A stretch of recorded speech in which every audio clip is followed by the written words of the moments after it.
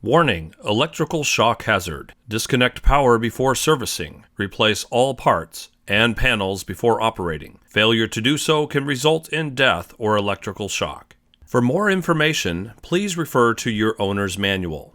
One of the top concerns of many consumers when operating a dishwasher is the sound. When first operating the Microfiltration 2020 dishwashers, there may be a noise at the beginning of the first cycle. The filter components are designed to have some degree of float and depend on water pressure to drive them into their operating position. This is the noise of interest we want to provide awareness to.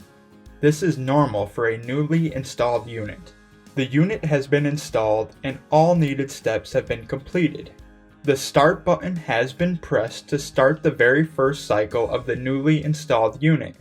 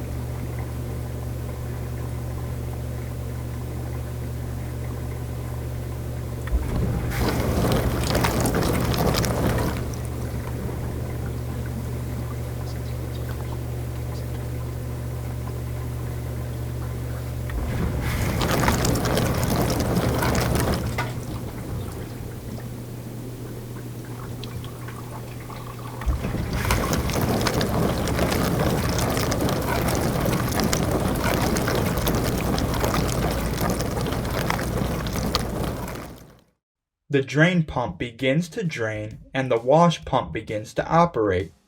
The drain pump begins spinning before the filter housing is fully filled with water. This is the dry start noise that is being heard until the incoming water has filled the unit. This noise is normal for the first cycle on a newly installed unit. Another likely scenario to hear the wash pump operating dry is when starting a cycle after the previous one was canceled, but this is not an issue.